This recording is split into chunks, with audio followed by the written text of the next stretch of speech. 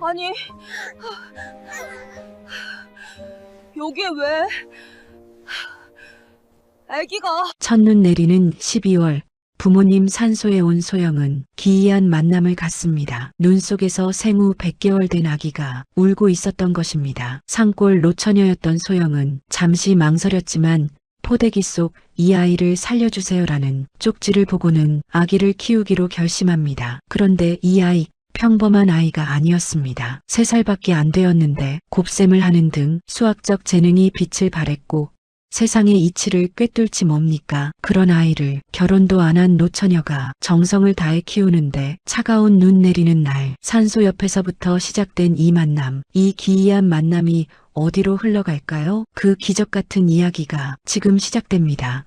차가운 바람이 뺨을 스쳤습니다. 소영은 낡은 트럭 운전대를 꽉 잡았어요. 손가락이 얼어붙을 것 같았죠. 히터는 고장난 지 오래였습니다. 그래도 괜찮았어요. 이제는 추위쯤이야 익숙해졌으니까요. 후.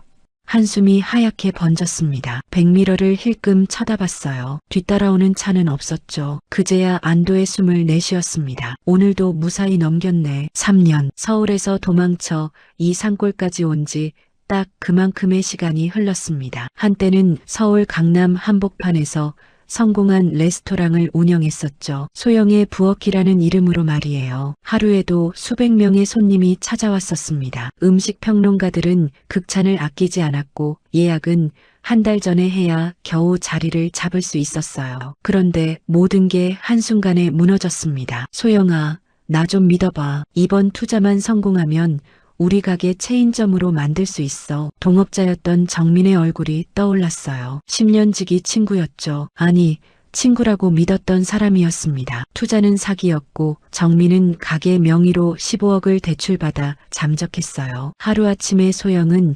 15억이라는 천문학적인 빚더미 위에 올라앉게 됐죠. 박소영 씨, 문 열어요. 당신이 거기 있는 거 다 알아. 매일같이 찾아오는 채권자들, 협박 전화, 빨간 딱지가 붙은 집 견딜 수 없었습니다. 그래서 도망쳤어요. 아무도 자신을 찾을 수 없는 곳으로요. 트럭이 좁은 산길을 힘겹게 올라갔습니다. 엄마, 아빠, 오늘 장사도 별로였어요. 부모님이 남겨주신 이 작은 국수집, 하루에 10그릇도 팔기 힘든 이곳이 지금 소영의 전부였습니다. 가게 앞에 도착하자 소영네 국수라고 적힌 낡은 간판이 바람에 삐걱거렸어요. 페인트는 벗겨지고 글씨는 희미해졌지만 그래도 이곳이 소영의 유일한 피난처였습니다. 아이고, 소영이 왔네? 옆집 김할머니가 반갑게 인사했어요. 네, 할머니. 오늘은 좀 일찍 들어가세요. 첫눈이 올 것 같아요. 그래, 너도 얼른 들어가 쉬어. 하루 종일 고생했을 텐데. 할머니는 소영의 과거를 모릅니다. 이 마을 사람들 누구도 몰라요. 그저 부모님이 돌아가신 후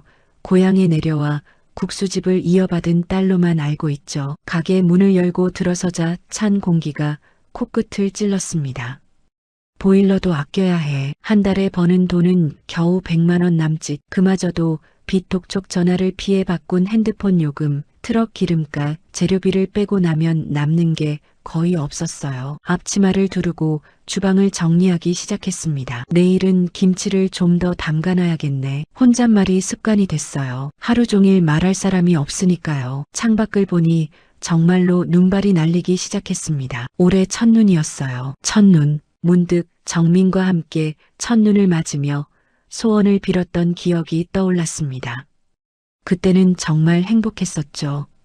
가게가 잘 되기를, 오래오래 함께 일하기를 빌었었는데 바보같이 고개를 세차게 저었어요.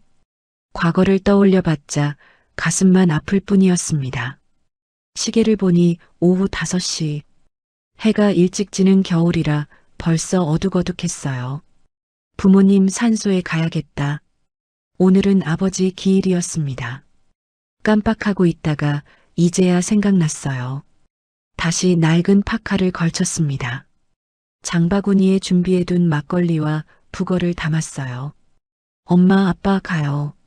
마치 부모님이 곁에 있는 것처럼 말했습니다. 그래야 덜 외로웠으니까요. 산소까지는 걸어서 20분. 평소엔 트럭을 타고 가지만 오늘은 걷고 싶었어요. 눈 내리는 산길이 아름다웠거든요. 발밑에서 뽀드득 소리가 났습니다. 어릴 적 아버지 손을 잡고 이 길을 걸었던 기억이 났어요. 소영아, 사람은 말이야. 넘어져도 다시 일어서면 되는 거란다. 아버지의 목소리가 귓가에 맴돌았습니다. 아빠, 저 다시 일어설 수 있을까요? 눈물이 핑 돌았지만 꾹 참았어요. 울면 더 비참해질 것 같았거든요. 드디어 산소가 보였습니다. 나란히 놓인 두 개의 봉분. 작년에 어머니가 돌아가신 후로는 두 분이 함께 계셨죠. 엄마, 아빠 왔어요. 무릎을 꿇고 인사를 올렸습니다. 차가운 눈이 머리 위로 떨어졌어요. 오늘이 아빠 기일이라서 좋아하시던 막걸리 가져왔어요. 막걸리를 따르고 북어를 놓았습니다. 사실은요, 오늘도 장사가 영 시원찮았어요. 손님이 5명밖에 안 왔거든요. 부모님 산소 앞에서만은 솔직해질 수 있었습니다. 빚쟁이들 전화는 여전하고요. 가끔은 정말 다 놓아버리고 싶을 때가 있어요. 목소리가 떨렸습니다. 엄마, 아빠가 보고 싶어요. 너무 보고 싶어요. 그때였습니다. 응애, 응애. 갑자기 어디선가 아기 울음소리가 들렸어요. 뭐야? 소영은 깜짝 놀라 주위를 둘러봤습니다. 이 깊은 산속에 아기가 있을 리 없었거든요. 응애, 응애. 울음소리가 더 커졌어요. 방향은 산소 뒤편 큰 소나무 쪽이었습니다. 소영은 후다닥 일어나 소리가 나는 곳으로 달려갔어요. 그리고는 그 자리에 얼어붙고 말았습니다. 큰 소나무 아래 하얀 포대기에 쌓인 아기가 있었어요.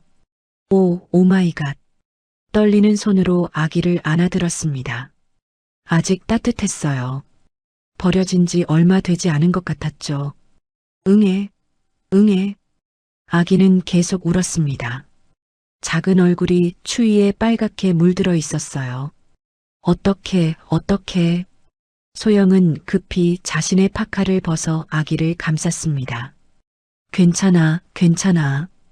이모가 왔어. 이제 괜찮을 거야. 아기를 꼭 안고 달랬어요. 그러다 포대기 속에서 뭔가 바스락거리는 게 느껴졌습니다. 종이였어요. 떨리는 손으로 펼쳐봤습니다. 이 아이를 살려주세요. 단 한 줄. 그게 전부였어요. 소영의 가슴이 찢어질 듯 아팠습니다. 도대체 누가, 왜?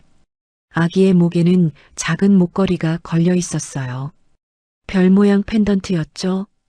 뒤집어 보니 H라는 이니셜이 새겨져 있었습니다. 응애. 아기의 울음소리가 점점 작아졌어요. 추위 때문인지 입술이 파랗게 변하고 있었죠. 병원, 빨리 병원에 가야 해. 소영은 아기를 품에 꼭 안고 뛰기 시작했습니다. 조금만 참아. 조금만. 눈길에 몇 번이나 미끄러졌어요. 무릎이 찢어지고 피가 났지만 멈출 수 없었습니다. 제발 무사해야 해. 이상하게도 이 낯선 아기가 죽으면 안 될 것 같았어요. 마치 이 아기의 생명이 자신의 마지막 희망인 것처럼요. 집에 도착하자마자 아기를 이불로 감쌌습니다. 보일러를 최대로 틀었어요. 분유가 있나? 당연히 없었죠. 국수집에 분유가 있을 리 없었습니다. 일단 따뜻한 물이라도. 숟가락으로 미지근한 물을 조금씩 먹였어요. 다행히 아기가 꿀꺽꿀꺽 삼켰습니다. 그래, 잘했어. 아기의 얼굴에 혈색이 돌아오기 시작했어요. 소영은 핸드폰을 꺼냈습니다. 경찰에 신고해야 했죠. 하지만 신고하면 내 신원도 확인하겠지? 신용불량자, 도피생활, 15억 빚. 손이 멈췄습니다. 그때 아기가 눈을 떴어요. 까만 눈동자가 소영을 올려다봤습니다. 그 순간 소영의 심장이 멎는 듯 했어요. 이 눈, 묘하게 끌렸습니다. 마치 이 아기와 오래전부터 인연이 있었던 것처럼요. 응애, 아기가 작은 손을 뻗었어요. 소영은 무심코 검지를 내밀었죠. 아기가 그 손가락을 꼭 잡았습니다. 작고 부드러운 손, 생명의 온기가 전해졌어요. 그 순간 소영의 안에서 뭔가가 툭 하고 끊어졌습니다. 그리고 새로운 무언가가 차오르기 시작했어요. 너, 이름이 뭐니? 물론 대답은 없었죠. 생후 100일쯤 돼 보이는 아기가 말을 할 리 없었으니까요. 그래, 내가 지어줄게. 지우. 어때? 지우라고 하자. 지워지지 않는 인연이 되길 바라며 지은 이름이었습니다. 밤새 소영은 아기 곁을 떠나지 않았어요. 집에 있는 수건이란 수건은 다 끓여서 기저귀로 만들었습니다. 마을로 내려가 분유와 기저귀, 젖병을 샀어요. 이거 누구 거예요? 가게 주인이 물었지만 대답하지 않았습니다. 새벽 3시, 4시, 5시, 2시간마다 아기는 배가 고프다고 울었어요. 아이고, 우리 지우 배고팠어? 이모가 우유 타줄게. 이상하게도 힘들지 않았습니다. 오히려 살아있다는 걸 실감했어요. 3년 만에 처음으로 누군가를 돌보고 있었죠. 필요한 사람이 되어 있었습니다. 동이 틀 무렵 지우가 방긋 웃었어요. 어머, 웃네. 우리 지우 웃네. 소영도 따라 웃었습니다. 언제 이렇게 웃어본 적이 있었나 싶을 정도로 환하게요. 창밖에는 여전히 눈이 내리고 있었어요. 첫눈에 만난 아이. 운명이 준 선물일까요? 아니면 또 다른 시련의 시작일까요? 소영은 지우를 품에 안았습니다. 괜찮아. 이모가 지켜줄게. 무슨 일이 있어도 지켜줄게. 15억 빚, 채권자들, 신용불량자. 그 모든 게 지금 이 순간만큼은 아무것도 아니었어요. 소영은 처음으로 미래를 생각했습니다. 어두웠던 내일이 조금은 밝아 보였어요. 이 작은 생명 덕분에요. 지우야, 우리 잘 살아보자. 응? 아기는 새근새근 잠들어 있었습니다. 평화로운 얼굴이었어요. 소영은 오랫동안 그 얼굴을 바라봤습니다. 엄마, 아빠, 이 아이 저한테 오게 해주셔서 고마워요. 눈 내리는 겨울 아침, 작은 국수집에 새로운 가족이 생겼습니다. 엄마, 3 곱하기 9는 27이야.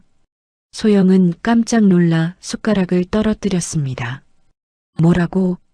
3살배기 지우가 계산기를 들고 방긋 웃고 있었어요. 통통한 손가락으로 버튼을 누르며 신나게 놀고 있었죠. 3 곱하기 9는 27, 4 곱하기 8은 32. 소영의 입이 떡 벌어졌습니다. 이게 무슨 일이야? 분명 어제까지만 해도 하나, 둘, 셋을 겨우 세던 아이였는데요. 지우야, 누가 가르쳐줬어? 응? 그냥 알아. 지우는 천진난만하게 대답했어요. 그날부터 이상한 일들이 일어나기 시작했습니다. 할머니 국수 1,000원, 아저씨 비빔국수 2,000원, 언니 김치국수 1,500원. 다 합치면 4,500원이에요. 손님들이 놀란 눈으로 지우를 쳐다봤어요. 아이고, 똑똑하네. 몇 살이니? 3살이에요. 지우가 세 손가락을 펴보였습니다. 소영은 불안하면서도 신기했어요. 우리 지우가 천재인가? 하지만 그런 생각도 잠시 현실의 무게가 다시 어깨를 짓눌렀습니다. 띵동. 핸드폰 메시지 소리에 가슴이 철렁했어요. 독촉박소영님, 이번 달 이자 324만 원이 연체되었습니다. 손이 떨렸습니다. 이번 달은 어떻게든 갚아야 하는데. 그런데 가게 상황은 점점 나빠지고 있었어요. 엄마, 왜 손님이 없어? 지우가 텅 빈 가게를 보며 물었습니다. 응, 그냥 오늘은 다들 바쁜가 봐. 거짓말이었죠. 일주일 전 길 건너편에 대형 프랜차이즈 왕대박 국수가 들어섰거든요. 번쩍이는 간판, 에어컨이 빵빵한 실내, 반찬 무한리필. 작고 낡은 소영네 국수가 당해낼 수 없었습니다. 소영아. 문이 벌컥 열리며 익숙한 목소리가 들렸어요. 민서였습니다. 마을 초등학교 수학 선생님이죠. 일주일에 한두 번은 꼭 국수를 먹으러 오는 단골이었어요. 어서 와, 민서야. 오늘도 김치국수? 응. 그런데 민서의 눈이 구석에서 계산기를 가지고 노는 지우에게 멈췄습니다. 99 곱하기 99는 9,800 하나. 민서의 눈이 휘둥그레졌어요. 소영아, 저 아이가 우리 지우. 제가 키우고 있어요. 민서가 다가가 무릎을 꿇었습니다. 지우야, 아줌마가 문제 낼게. 12 곱하기 13은? 지우가 잠시 생각하더니 대답했어요. 156이요. 민서가 헉하고 숨을 들이켰습니다. 이건 보통이 아니야. 그날부터 민서는 매일 가게에 들렀어요. 수학교구며 퍼즐이며 가득 들고 와서는 지우와 놀아줬죠. 소영아, 이 아이는 정말 특별해. 내가 20년 동안 아이들을 가르쳤지만 이런 아이는 처음이야. 소영은 뿌듯하면서도 걱정스러웠습니다. 그래도 너무 빨리 가르치면 안 좋지 않을까? 아니야. 재능 있는 아이를 방치하는 게 더 큰 죄야. 내가 도와줄게. 민서의 눈빛이 진심 어려 보였어요.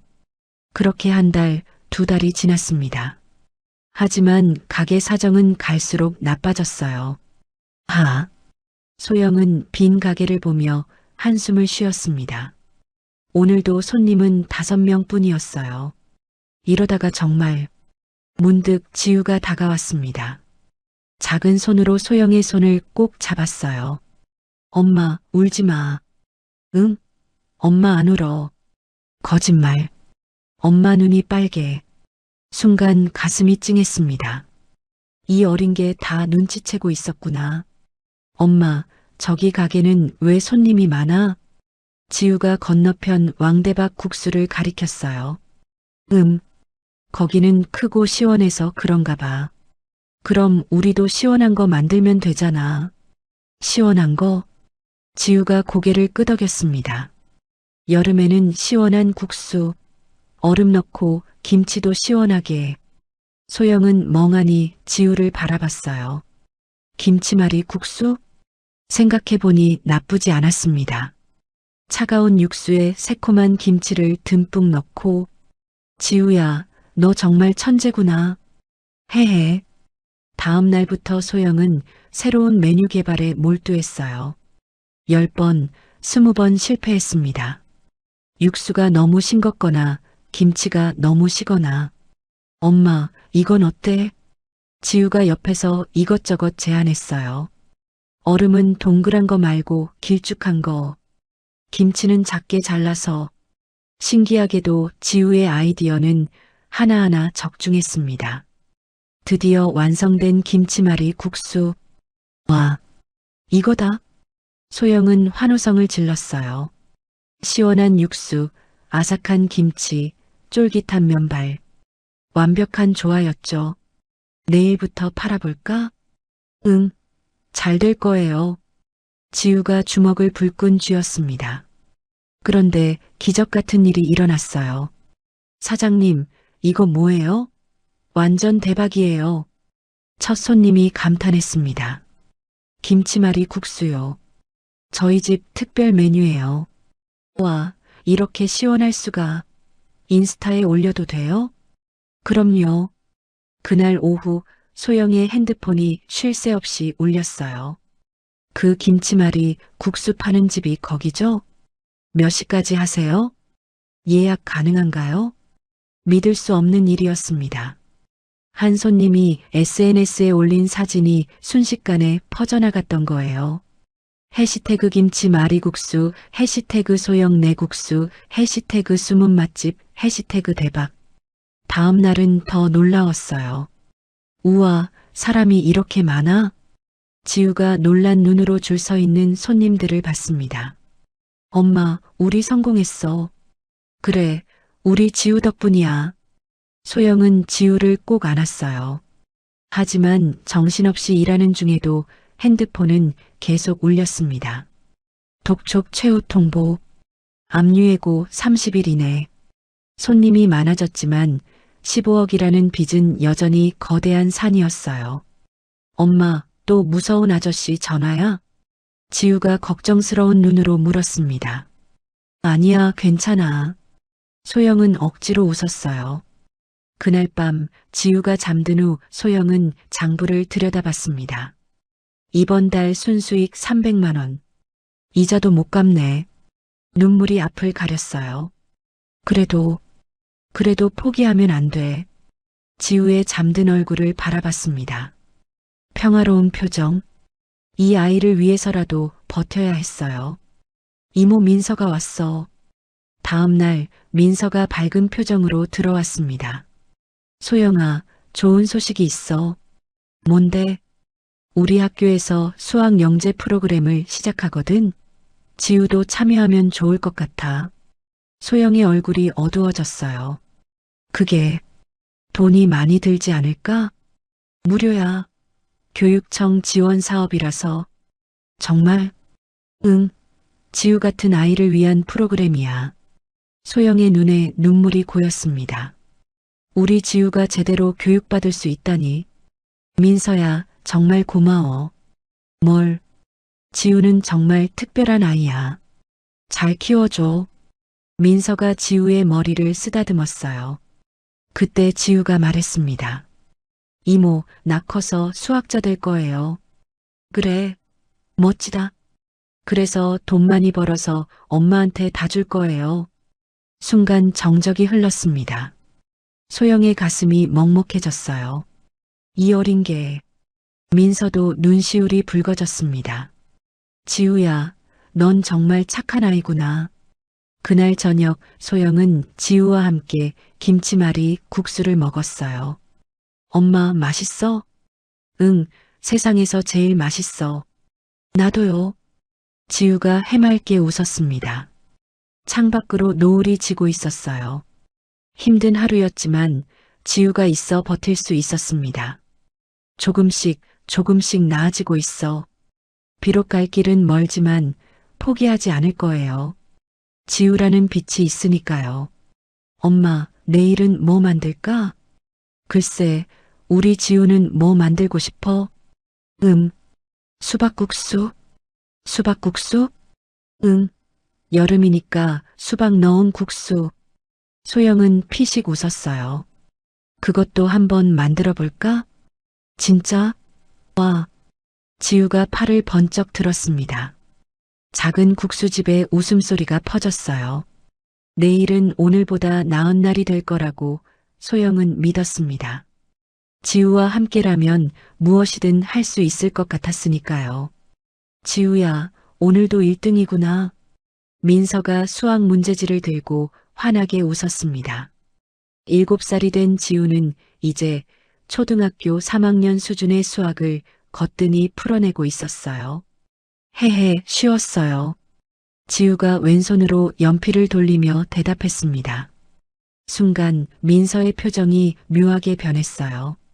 왼손잡이, 그리고 이 쌍가마. 지우의 정수리를 보니 2개의 가마가 선명했습니다. 민서의 머릿속에 누군가의 얼굴이 떠올랐어요. 설마, 태준이? 대학 시절 친구였던 강태준. 똑같은 왼손잡이에 쌍가마를 가진 남자였죠. 이모, 왜 그래요? 아, 아니야. 그런데 지우야, 그 목걸이. 지우의 목에는 항상 별 모양 목걸이가 걸려 있었습니다. 이거요? 엄마가 처음부터 있었대요. 민서가 목걸이를 자세히 봤어요. 뒷면에 H 이니셜이 눈에 들어왔습니다. H, 혹시 서연이? 가슴이 쿵쾅거리기 시작했어요. 그날 밤 민서는 오랜만에 태준에게 전화를 걸었습니다. 여보세요?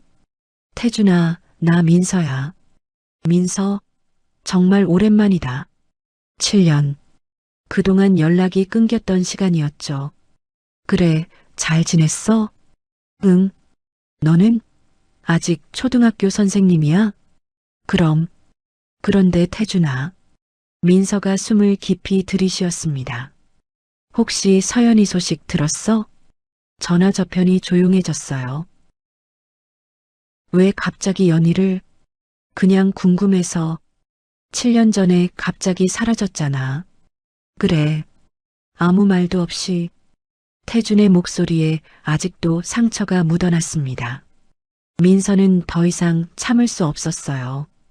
태준아, 내일 시간 있어? 보여줄 게 있어.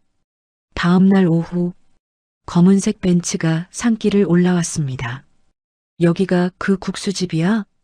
강상그룹 회장이 된 태준이 차에서 내렸어요. 명품 정장을 입은 모습이 7년 전과는 완전히 달랐죠. 응, 들어가자. 민서가 앞장섰습니다. 어서 오세요. 소영이 밝게 인사했어요. 그때였습니다. 엄마, 다 풀었어요. 지우가 수학 문제집을 들고 뛰어나왔어요. 태준의 발걸음이 멈췄습니다. 이 아이는 왼손으로 문제집을 든 아이. 익숙한 쌍가마. 그리고 아저씨 누구예요? 지우가 고개를 들어 태준을 봤습니다. 그 순간 태준의 숨이 멎었어요. 이 눈, 연희와 똑같아. 하지만 얼굴의 윤곽, 코의 모양은 분명 자신을 닮아 있었습니다. 안녕? 이모 친구야. 태준의 목소리가 떨렸어요. 아, 민서 이모 친구구나. 안녕하세요. 지우가 90도로 인사했습니다. 태준의 시선이 목걸이에 멈췄어요. 별 모양 펜던트. 이건 내가 연희한테 준. 다리에 힘이 풀렸습니다. 잠깐 앉아도 될까요? 네, 그럼요. 소영이 의자를 권했어요. 태준은 지우를 보며 물었습니다. 이름이 뭐니? 지우예요. 박지우. 몇 살이야? 7살이요. 7살. 7년 전 연희가 사라졌을 때 태준의 손이 미세하게 떨렸어요. 혹시 이 아이 생일이? 소영이 대답했습니다. 3월 15일이에요. 제가 주은 날을 생일로 정했거든요. 주은 날? 네. 7년 전 겨울 부모님 산소에서 발견했어요. 생후 100일쯤 된 아기였죠. 태준의 얼굴이 창백해졌습니다. 12월에 100일이면 9월에 태어났다는 뜻. 연희가 사라진 게 1월이니까. 계산이 정확히 맞아떨어졌어요. 민서가 조용히 말했습니다. 태준아, 밖에서 얘기할까? 두 사람이 밖으로 나갔어요. 민서야, 저 아이. 맞아. 내 아이 같아. 태준의 눈에서 눈물이 흘렀습니다. 어떻게, 왜? 유전자 검사를 해보는 게 어때? 태준이 고개를 끄덕였어요. 일주일 후, 친자 확률 99.99%. 검사 결과지를 든 태준의 손이 떨렸습니다. 정말 내 아들이었어. 그는 즉시 사설 탐정을 고용했어요. 7년 전 연희의 행적을 추적하기 위해서였죠. 또 일주일이 지났습니다. 회장님, 조사 결과가 나왔습니다. 탐정이 두꺼운 서류를 건넸어요. 태준은 떨리는 손으로 첫 페이지를 넘겼습니다. 서연이 2018년 1월 15일 서울 탈출. 같은 해 9월 10일 강원도 시골 병원에서 출산. 3개월 후 12월 14일 교통사고로 사망. 교통사고? 네. 뺑소니였습니다. 태준의 심장이 쿵 떨어졌어요. 그런데 이상한 점이 있습니다. 뭐가? 사고 현장에서 발견된 쪽지입니다. 탐정이 사진을 한 장 더 꺼냈어요. 이 아이를 살려주세요. 연희의 필체였습니다. 아기를 안고 도망치다가 사고를 당한 것 같습니다. 태준의 눈에서 눈물이 멈추지 않았어요. 연희야, 왜 도망쳤어? 그때 탐정이 말을 이었습니다. 그리고 이것도 확인했습니다. 또 다른 서류였어요. 사고 전날 누군가 서연희 씨를 찾아다녔다는 목격담이 있습니다. 검은 정장을 입은 남자들이었다고. 태준의 얼굴이 굳었습니다. 설마.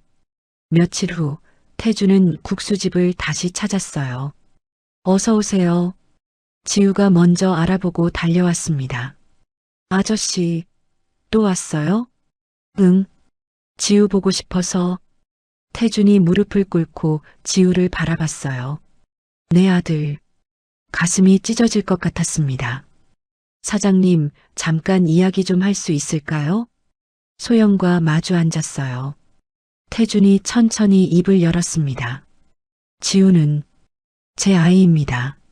소영의 얼굴이 하얗게 변했어요. 뭐라고요? 유전자 검사 결과입니다. 서류를 보여줬어요. 소영의 손이 떨리기 시작했습니다. 그럼 지우 엄마는 7년 전에 죽었습니다. 뺑소니 사고로. 태준이 연희의 사진을 꺼냈어요. 아름다운 여자였습니다. 지우와 똑같은 눈을 가진. 임신한 걸 숨기고 도망쳤더군요. 왜인지는 모르겠지만 소영의 눈에 눈물이 고였어요. 이 아이에게 이런 사연이. 그래서 왔습니다. 지우를 데려가려고요. 쾅! 소영이 자신도 모르게 테이블을 쳤습니다. 안 돼요. 네. 지우는 제가 키웠어요. 7년 동안. 소영의 목소리가 떨렸어요. 하지만 전 친아버지입니다. 그게 뭐가 중요해요? 버려진 아이를 제가 살렸어요. 눈물이 뚝뚝 떨어졌습니다. 지우 없으면 전 못 살아요. 태준도 눈시울이 붉어졌어요. 저도 압니다. 얼마나 정이 들었을지. 하지만 뭐요? 7년 동안 어디 있다가 이제 와서 데려간다고요? 소영의 목소리에 분노가 묻어났습니다. 그때 지우가 들어왔어요. 엄마, 왜 울어? 작은 손으로 소영의 눈물을 닦아줬습니다. 아저씨가 엄마 울렸어? 지우가 태준을 노려봤어요. 우리 엄마 울리지 마세요. 그 모습에 태준의 가슴이 무너져 내렸습니다. 저 아이에게 나는 그저 낯선 사람이구나. 미안해. 아저씨가 실수했어. 태준이 일어섰습니다. 오늘은 이만 가볼게요. 나중에 다시 오겠습니다. 오지 마세요. 소영이 외쳤어요. 제발, 그냥 이대로 놔두세요. 지우는 제 아이예요. 태준이 뒤돌아봤습니다. 슬픈 눈이었어요. 생각할 시간을 주세요. 하지만 포기할 순 없습니다. 문이 닫혔습니다. 소영은 지우를 꼭 안았어요. 엄마, 괜찮아? 응, 괜찮아. 거짓말이었죠. 가슴이 찢어질 것 같았으니까요. 지우를 뺏길 수는 없어. 절대로. 하지만 친아버지의 권리를 어떻게 막을 수 있을까요? 그날 밤 소영은 한숨도 잠들지 못했습니다. 지우의 잠든 얼굴을 보며 눈물만 흘렸어요. 제발, 우리를 갈라놓지 말아주세요. 간절한 기도였습니다. 하지만 운명의 톱니바퀴는 이미 돌기 시작했어요. 태준은 밤새 잠을 이루지 못했습니다. 연희의 사진을 보고 또 봤어요. 행복했던 시절의 기억이 파도처럼 밀려왔죠. 왜 도망쳤을까? 왜 나한테 임신 사실을 숨겼을까? 의문은 꼬리에 꼬리를 물었습니다. 새벽 5시, 태준은 결심했어요. 진실을 끝까지 파헤치기로. 김비서, 최고의 사설 탐정을 다시 불러줘. 돈은 얼마가 들든 상관없어. 네, 회장님. 일주일 후 탐정이 가져온 보고서는 충격적이었습니다. 회장님, 뺑소니 차량을 찾았습니다. 뭐? 폐차장에 숨겨져 있었는데 차량 번호가 조작되어 있었습니다. 태준의 눈빛이 날카로워졌어요. 계획된 범죄란 말인가? 그럴 가능성이 큽니다. 그리고 탐정이 노트북을 열었습니다. 사고 현장 근처 CCTV를 복원했는데 이상한 점을 발견했습니다. 화면에는 검은 차량 2대가 보였어요. 연희를 따라가는 모습이었죠. 미행이야? 네. 그리고 사고 직후 이 차들은 현장을 그냥 지나갔습니다. 신고도 하지 않고요. 태준의 주먹이 떨렸습니다. 누가 이런 짓을. 그때 탐정이 또 다른 서류를 꺼냈어요. 연희 씨 집에서 발견된 편지입니다. 경찰이 놓친 증거물이었어요. 떨리는 손으로 편지를 펼쳤습니다. 당신이 사라지지 않으면 아기도 위험할 것입니다. 태준의 숨이 멎었어요. 협박 편지? 누가 연희와 아기를 위협했단 말인가?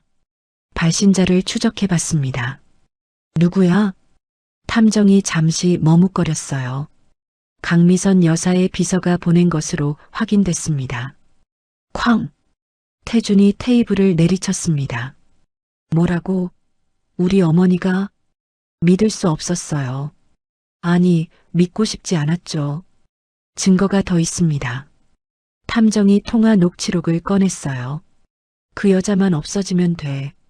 태준이는 정략 결혼을 해야 해. 어머니의 목소리였습니다. 태준의 다리에 힘이 풀렸어요. 어머니가 연희를 죽였어? 세상이 무너지는 것 같았습니다. 그날 밤 태준은 어머니의 집으로 향했어요. 어머, 태준아. 이 시간에 웬일이니? 강미선이 반갑게 맞았지만 태준의 표정은 얼음장 같았습니다. 어머니, 물어볼 게 있습니다. 뭔데 그렇게 무서운 얼굴을 하고? 7년 전 서연이를 아시죠? 미선의 표정이 순간 굳었어요. 그 여자? 왜 갑자기 그 여자 얘기를? 어머니가 죽였습니까? 뭐라고? 미선의 얼굴이 하얗게 질렸습니다. 태준이 증거물들을 테이블에 쏟아냈어요. 다 나왔습니다. 협박 편지, 녹취록, CCTV. 태준아, 이건 왜 그랬습니까? 왜? 태준의 절규가 집안을 가득 채웠어요. 미선이 털썩 주저앉았습니다. 나는 너를 위해서, 날 위해서 사랑하는 여자를 죽이고 내 아이까지 죽일 뻔한 게 날 위해서란 말입니까? 그 여자는 내 미래에 방해가 됐어. 회장 자리는 정략 결혼 없이는. 그만하세요. 태준의 눈에서 눈물이 흘렀습니다. 내일 자수하세요. 안 하시면 제가 고발하겠습니다. 태준아. 하지만 태준은 돌아보지 않았어요. 다음 날 강미선은 검찰에 자수했습니다. 언론은 난리가 났죠. 강상그룹 회장 모친 7년 전 살인교사 자백. 재벌가의 충격적 비극. 한편 소영은 뉴스를 보며 눈물을 흘렸어요. 그런 무서운 일이 있었구나. 지우의 머리를 쓰다듬으며 생각했습니다. 이 아이가 얼마나 위험했는지. 그때 핸드폰이 울렸어요. 또 비톡촉 전화였습니다. 박소영 씨, 이번 달도 이자 안 내실 겁니까? 죄송합니다. 조금이 몇 년째예요? 법적 조치 들어갑니다. 뚝. 전화가 끊겼어요. 소영은 무릎에 얼굴을 묻었습니다. 15억. 평생 갚을 수 없는 빚. 문득 깨달았어요. 내가 지우 곁에 있으면 지우까지 피해를 볼 거야. 신용불량자의 자녀. 빚쟁이들에게 쫓기는 생활. 이게 지우에게 줄 수 있는 미래일까요? 태준 씨는 재벌 회장이야. 지우에게 최고의 교육을 시킬 수 있어. 가슴이 찢어졌지만 인정해야 했어요. 지우의 미래를 위해서는 자신이 물러나야 한다는 걸. 그날 밤 소영은 태준에게 전화했습니다. 여보세요? 저 박소영입니다. 아, 네. 무슨 일이? 지우를 보내드릴게요. 전화 저편이 조용해졌어요. 정말입니까? 네. 대신 조건이 있어요. 말씀하세요. 소영의 목소리가 떨렸습니다. 매일 전화하게 해주세요. 그리고 가끔은 만나게 해주세요. 당연합니다. 소영 씨는 지우의 은인이니까요. 그리고 눈물이 뺨을 타고 흘렀어요. 지우가 행복하게 해주세요. 제발, 약속합니다. 전화를 끊고 소영은 펑펑 울었습니다. 이틀 후 작별의 날이 왔어요. 지우야, 잠깐 이리 와봐. 네, 엄마. 소영은 지우를 꼭 안았습니다. 지우야, 엄마가 할 얘기가 있어. 뭔데요? 오늘부터 아빠랑 살게 될 거야. 지우의 눈이 동그래졌어요. 아빠? 나한테 아빠가 있어요? 응. 저번에 온 아저씨가 지우 아빠야. 싫어. 지우가 고개를 세차게 저었습니다. 나 엄마랑 살래. 엄마가 좋아. 지우야. 싫어. 싫어. 안 갈 거야. 지우가 소영의 옷을 꼭 잡았어요. 그때 태준이 들어왔습니다. 안녕, 지우야. 저리 가. 나 아저씨 싫어. 지우가 소리쳤어요.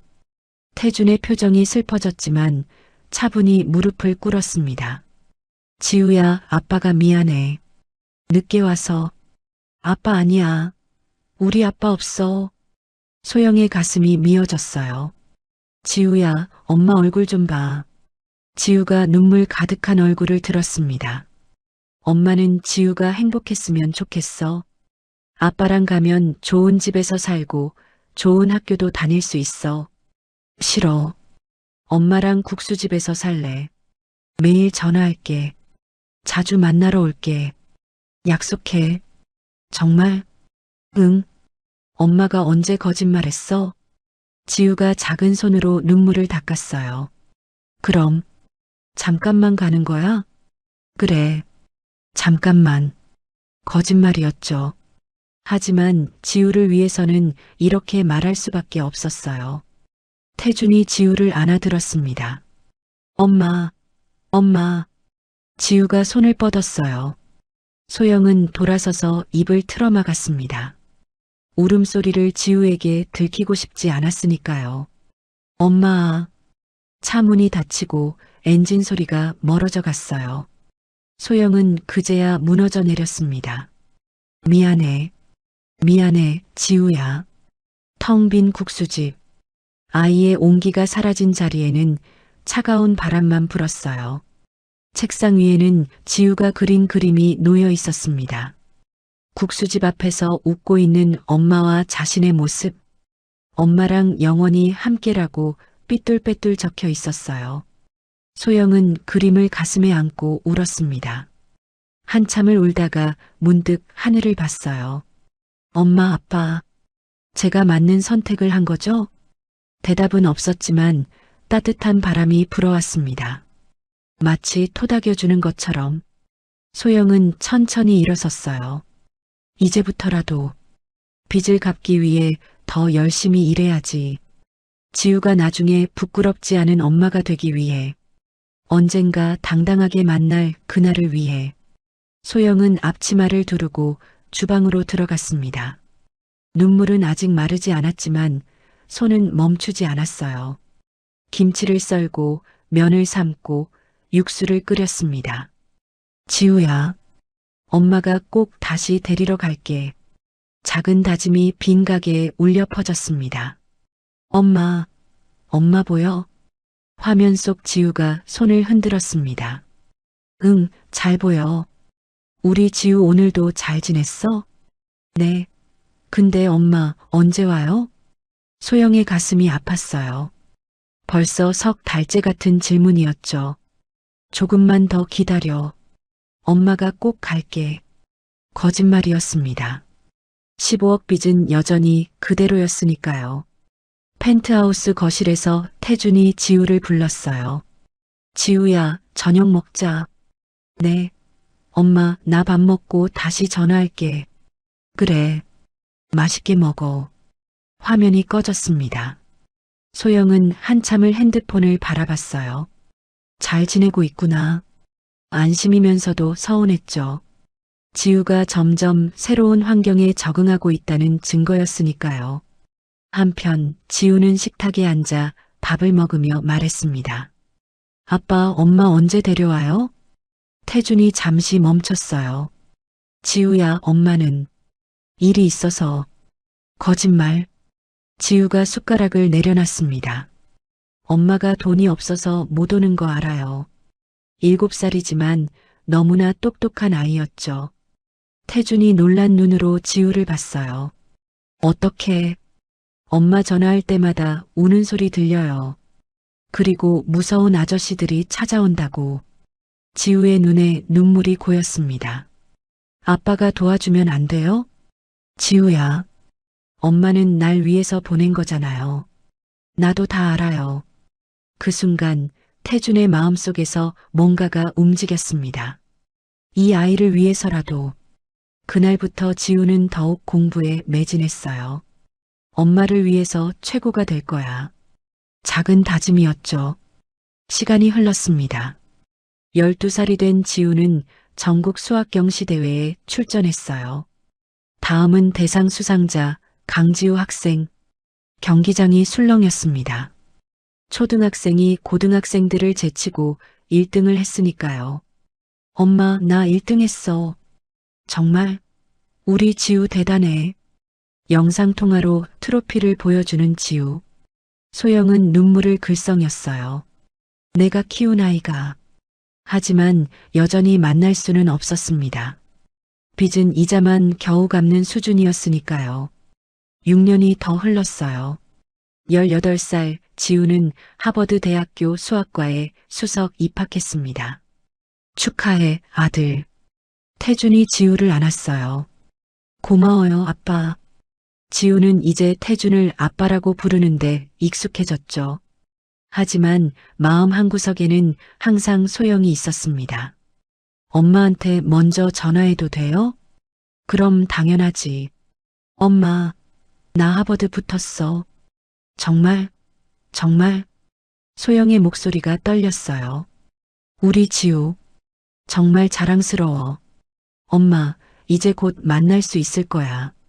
조금만 더 기다려. 응, 엄마도 기다릴게. 전화를 끊고 소영은 펑펑 울었습니다. 자랑스러우면서도 그리웠으니까요. 벌써 11년이야. 미국으로 떠나는 날, 지우는 공항에서 태준에게 말했어요. 아빠, 부탁이 있어요. 뭔데? 방학 때마다 한국에 올 거예요. 그때 하루는 꼭 엄마 만나러 가게 해주세요. 태준이 고개를 끄덕였습니다. 물론이지. 그렇게 지우는 미국으로 떠났어요. 하지만 약속대로 매년 여름과 겨울 산골 국수집을 찾았죠. 엄마, 우리 지우. 20살의 지우는 이제 소영보다 키가 훨씬 컸어요. 엄마, 많이 야위었네? 아니야, 괜찮아. 거짓말이었죠. 빚 때문에 제대로 먹지도 못하고 있었으니까요. 김치말이 국수 주세요. 그래, 특별히 크게 만들어줄게. 둘은 국수를 먹으며 이야기를 나눴어요. 대학생활, 수학연구, 미래계획. 엄마, 나 졸업하면 한국 들어올 거야. 그래. 응. 그리고 돈 많이 벌어서 엄마 모시고 갈 거야. 지우야, 약속해. 꼭 그럴 거야. 지우의 눈빛은 진심이었어요. 시간은 또 흘렀습니다. 24살 지우는 하버드를 수석 졸업하고 강상그룹에 입사했어요. 회장님, 아드님이라고 특별 대우는 없습니다. 평사원부터 시작하세요. 네, 알겠습니다. 지우는 누구보다 열심히 일했어요. 새벽에 출근하고 밤늦게 퇴근했죠. 강지우 씨, 이 보고서 정말 대단하네요. 젊은 친구가 일을 정말 잘해. 실력으로 인정받기 시작했습니다. 1년 만에 대리, 2년 만에 과장, 3년 만에 부장. 그리고 4년째 되는 해, 강지우 부장을 전무로 승진시킵니다. 이사회가 발칵 뒤집혔어요. 28배 전무라니. 실력은 인정하지만 너무 파격적인데. 하지만 숫자는 거짓말을 하지 않았죠. 지우가 맡은 사업부는 매출이 300% 성장했으니까요. 전무 승진 첫날 밤, 지우는 오랜만에 거울을 봤습니다. 이제야 엄마를 모시러 갈 수 있어. 다음 날 아침 지우는 비서에게 말했어요. 오늘은 개인 일정이 있습니다. 오후는 비워주세요. 네, 전무님. 지우는 직접 운전해서 산골로 향했어요. 11년 전 그날처럼 눈이 내리고 있었죠. 엄마, 가슴이 뛰었습니다. 드디어 약속을 지킬 수 있게 됐으니까요. 국수집 앞에 도착했을 때 지우는 잠시 차 안에서 숨을 고른 뒤 내렸어요. 어서 오세. 지우야. 소영이 깜짝 놀랐습니다. 왜 연락도 없이? 그런데 양복이? 엄마. 지우가 소영의 손을 잡았어요. 이제 제 힘으로 모시러 왔어요. 뭐? 전무가 됐어요. 이제 엄마를 모실 수 있는 힘이 생겼어요. 소영의 눈에 눈물이 고였습니다. 지우야. 11년 동안 기다려줘서 고마워요. 이제 제가 엄마를 지킬게요. 그 순간 소영의 다리에 힘이 풀렸어요. 지우가 얼른 엄마를 안았습니다. 엄마, 울지 마. 미안해. 미안해, 지우야. 미안할 거 없어요. 엄마는 날 살려줬잖아요. 둘은 한참을 껴안고 울었습니다. 11년의 기다림이 끝나는 순간이었어요. 짐 정리하세요. 오늘부터 서울에서 같이 살아요. 하지만 빚이 다 해결했어요. 뭐? 지우가 서류를 꺼냈습니다. 채무 완납 증명서였어요. 어떻게? 제 연봉이면 충분했어요. 그동안 모은 돈도 있었고요. 소영은 믿을 수가 없었어요. 지우야, 이게 정말... 네. 이제 엄마는 신용불량자가 아니에요. 자유로운 사람이에요. 그 말에 소영은 무너져 내렸습니다. 15년 만에 자유였어요. 엄마, 이제 시작이에요. 앞으로는 행복한 일만 있을 거예요. 지우가 엄마를 일으켜 세웠어요. 가요. 아빠도 기다리고 있어요. 태준 씨도? 네. 가족이 다 모이는 날이라고 특별한 저녁을 준비했대요. 소영은 떨리는 손으로 가게 문을 닫았습니다. 안녕, 추억들아. 차에 오르기 전 지우가 말했어요. 참, 엄마. 이 가게는 그대로 둘 거예요. 왜? 우리의 추억이잖아요. 그리고 지우가 미소 지었습니다. 나중에 엄마가 원하면 서울에도 소영네 국수집 차릴 거예요. 이번엔 제대로 된 걸로요. 지우야. 김치말이 국수로 전국 체인점 만들어요. 어때요? 소영이 웃음을 터뜨렸어요. 그래, 좋지. 차가 출발했습니다. 백미러로 작아지는 국수집을 보며 소영은 생각했어요.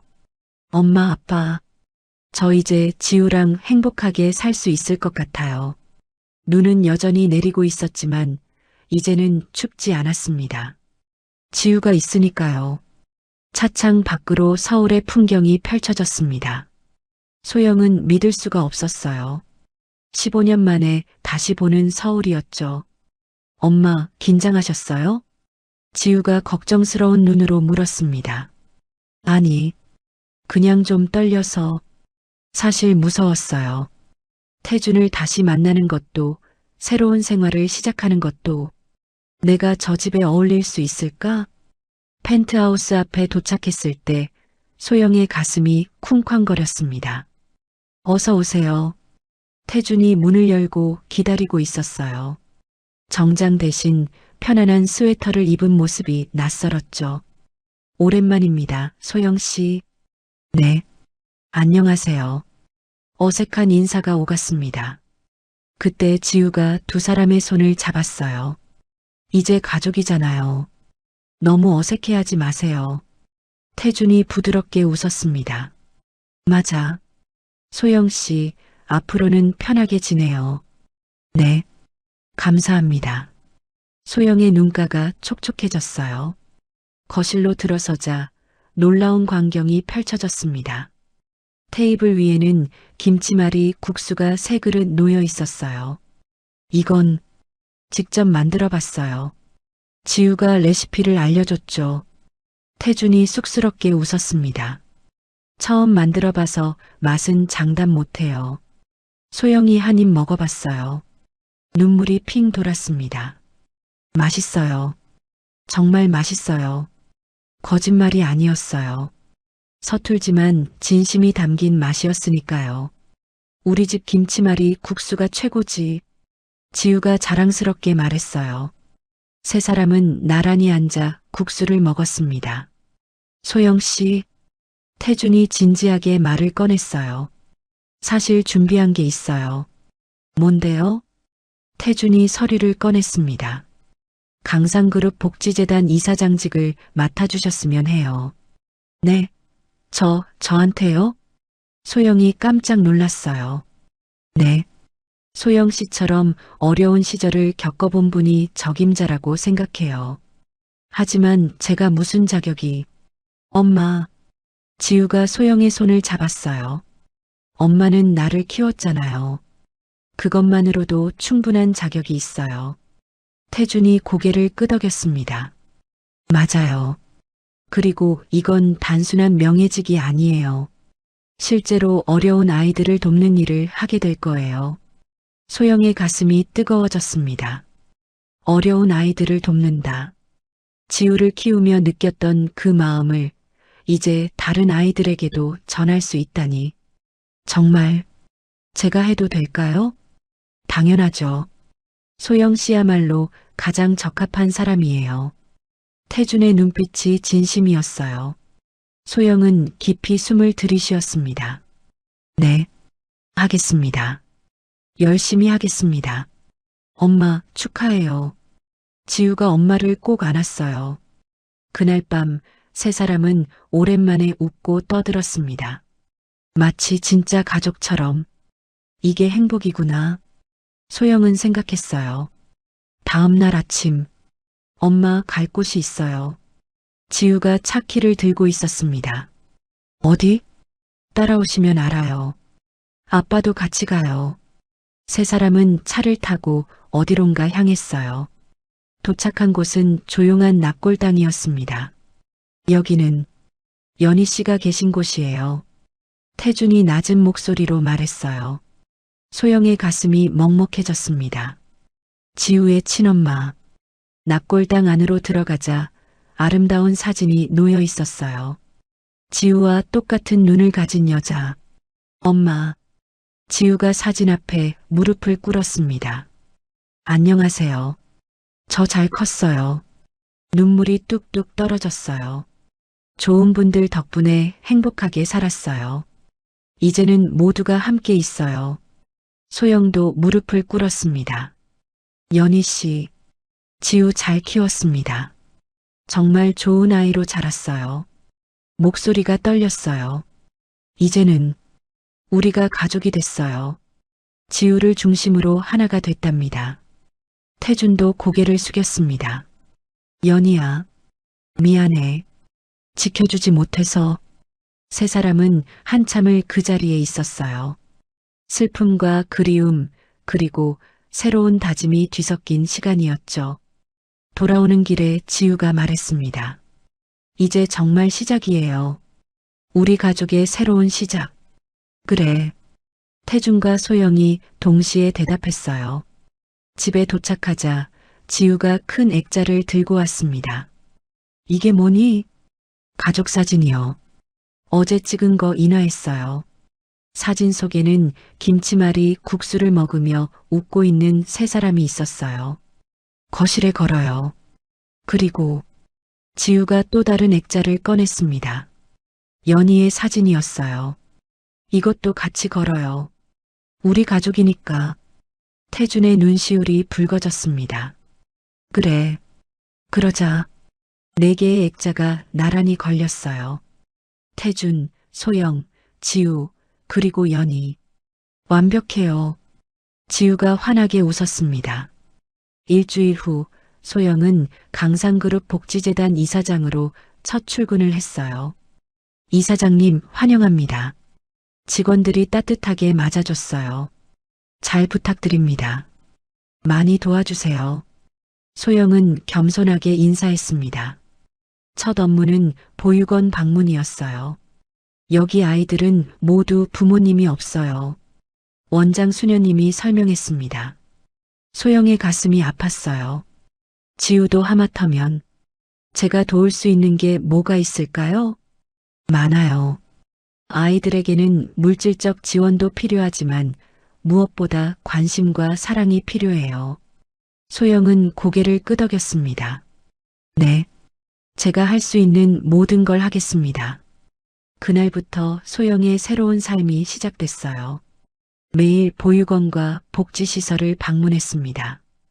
아이들과 함께 놀고 이야기를 들어줬어요. 이사장님, 다음에 또 오실 거예요? 그럼, 매주 올게. 약속이에요? 응, 약속? 아이들의 눈이 반짝였습니다. 그 모습에 소영은 지우의 어린 시절이 떠올랐어요. 모든 아이들이 행복했으면 좋겠다. 간절한 바람이었죠.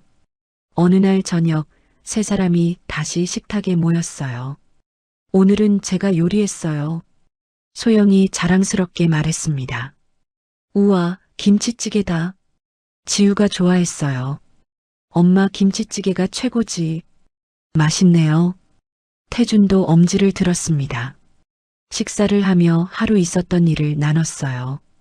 오늘 보육원에서 한 아이가 그러더라고요. 커서 의사가 되고 싶대요. 멋지네요. 그 아이 눈빛이 꼭 지우 어릴 때 같았어요. 지우가 쑥스럽게 웃었습니다. 엄마, 그 아이 공부 도와줄까요? 제가 시간 날 때 가르쳐 줄 수 있어요. 정말? 그럼 너무 좋지. 태준이 흐뭇하게 두 사람을 바라봤어요. 이게 가족이구나. 따뜻한 저녁 시간이었습니다. 그렇게 한 달, 두 달이 지났어요. 소영은 완전히 새로운 사람이 됐습니다. 자신감이 생기고 웃음이 많아졌어요. 소영 씨, 요즘 정말 행복해 보여요. 태준이 말했습니다. 네, 정말 행복해요. 이렇게 살 수 있다니 꿈만 같아요. 꿈이 아니에요. 현실이죠. 두 사람이 마주보며 웃었어요. 어느새 어색함은 사라지고 편안함이 자리 잡았습니다. 태준 씨, 네, 고마워요. 정말로, 저야말로 고맙죠. 지우를 이렇게 키워주셔서. 순간 두 사람 사이에 묘한 감정이 흘렀어요. 하지만 아직은 때가 아니었죠. 천천히 자연스럽게. 그렇게 시간이 흐르면 언젠가는 엄마, 아빠, 저 왔어요. 지우가 퇴근하고 들어왔습니다. 어서 와. 두 사람이 동시에 대답했어요. 오늘 좋은 소식이 있어요. 뭔데? 우리 회사에서 소영 장학재단을 만들기로 했어요. 엄마 이름을 딴 거예요. 소영의 눈이 휘둥그레졌습니다. 뭐, 내 이름을? 네. 어려운 환경의 영재들을 지원하는 재단이에요. 제가 직접 제안했죠. 태준이 자랑스럽게 웃었어요. 우리 아들 정말 대단해. 엄마도 이사장님으로 참여하실 거죠? 당연하지. 소영의 가슴이 벅차올랐습니다. 내 이름으로 된 장학재단이라니. 15년 전 신용불량자가 되어 모든 걸 잃었던 그녀에게는 상상도 못할 일이었어요. 엄마, 우리 성공했어요. 지우가 엄마를 꼭 안았습니다. 그래, 우리가 해냈구나. 눈물이 났지만 이제는 행복한 눈물이었어요. 창밖으로 서울의 야경이 반짝였습니다. 높은 곳에서 보는 세상은 아름다웠어요. 내일은 뭘 할까요? 지우가 물었습니다. 글쎄, 뭘 하든 함께하면 좋겠네. 태준이 대답했어요. 맞아요. 우리 셋이 함께라면 뭐든 할 수 있어요. 소영이 환하게 웃었습니다. 과거의 상처는 아물었어요. 현재는 행복으로 가득했고 미래는 희망으로 빛났습니다. 진정한 가족이 된 세 사람. 그들의 이야기는 이제 시작이었습니다.